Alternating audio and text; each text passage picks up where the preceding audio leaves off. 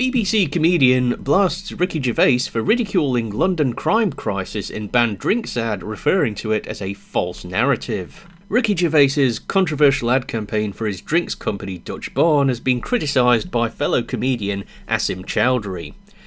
I've not heard of this comedian, but the fact that he is a BBC comedian probably tells you he's a laugh a minute. Mr. Gervais recently claimed Transport for London, or TfL, had rejected his billboard promotions, which feature slogans taking aim at the capital as well as Mayor Sadiq Khan. TfL claimed recently that it hadn't censored the Afterlife Stars adverts after all, despite what the 64-year-old had claimed in a furious rant, with the government body stating the posters were never referred to TfL. The comedian has continued to post pictures of the posters on his X account, and some of the tamer ads have started being spotted in London Underground stations this week.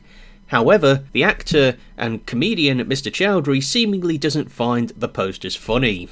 Oh dear, I wonder why that is. Some of the tongue-in-cheek ads have begun to show up in the city, with one fan replying to Mr. Gervais's call to share any billboards Londoners spot, having sent a snap of one which stated, "Welcome to London, hold on to your phone." The ad took a dig at the capital's high phone theft rate, and others shared by Mr. Gervais, which don't seem to have been given the green light, included one saying, "Welcome to London, don't forget your stab vest." I will put a picture of that one up now. This is the one that he apparently wasn't allowed to put up anywhere, despite how much truth there is to it. One of Mr. Gervais's latest X posts features a poster that states, "Please give your seat to an elderly person or pregnant woman. Have some effing class." And this is apparently what Asim Chowdhury responded to Ricky Gervais saying, "Bored of this false narrative that my city is an S-hole. If you actually live in London and get the tube, then you know people give up their seats for elderly people or pregnant women 99% of the time."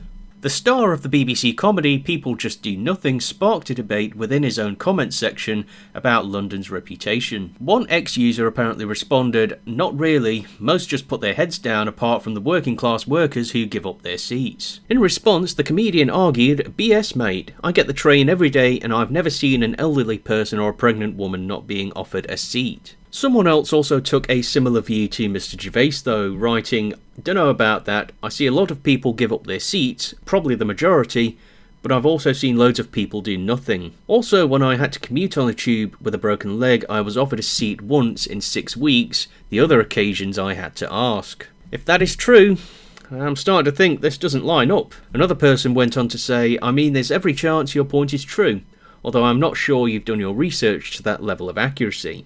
But if the advert encourages it, who cares?" Also criticising Mr. Gervais, another wrote, "This series of ads has been embarrassingly on top of the weird right-wing hatred of London, a great city." Are you really sure about that? You really sure about that, mate? I mean, native Londoners are regularly leaving the city, moving up north, because they can't stand living around there. But yeah, a great city, sure it is. So regarding at least a couple of these ads, you can understand why some of them have not been allowed to have been put up in the tube or on buses, billboards, etc, etc. I mean, a couple of them literally have swearing in them. You can understand why at least they are not allowed to be put up. But regarding the ones that are talking about the stab vests and the ones that are talking about phone thefts, hold on to your phone as it's said, those ones there's truth to them. Ricky Gervais with these ads is making fun of the absurdities of London's soaring crime rate and the fact that nothing is done about it. I mean, a couple of the ads have been allowed on, but they've got to be very surface level funny. They can't make fun of the crime statistics, they can't make fun of the stabbings and all of that stuff. Obviously, they're never ever going to allow those ones up. It's kind of expected. You'd expect those ones not to be allowed to be put up because it's kind of an open secret. London is not a safe area. Inhabitants of London can't even go out on their own at night.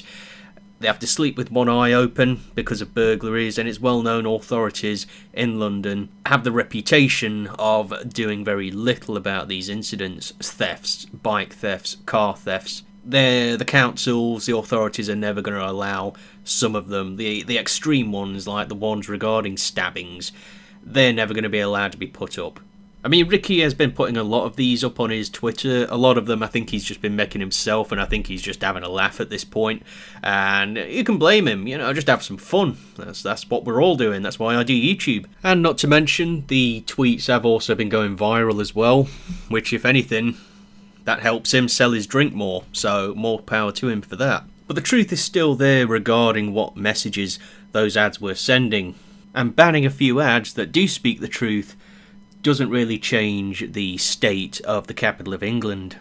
But ultimately, gentlemen, be sure to let us know what you think about this down below. What are your opinions on these ads that Ricky Gervais has made for his new drink? Be sure to let us know what you think about this down below. Alright, gentlemen, this has been Lord Flashheart. Make sure to rate, comment, favourite, share and subscribe, and I will see you again. Cheerio!